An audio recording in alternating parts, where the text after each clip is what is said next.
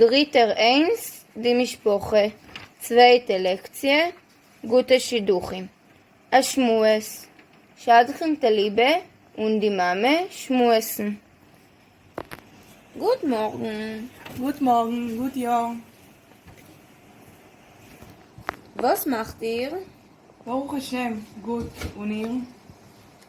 Es ist doch für ihre Tochter. Wie alt ist sie? Sie ist 19 Jahre alt. Kann ich noch? Und wie viele Kinder hat ihr? Ich habe 4 Söhne und 1 Tochter. Nur schon, besser Hashem, das Jahr. Hashem Dank und der Riker Abocher mit Tira Shomayim.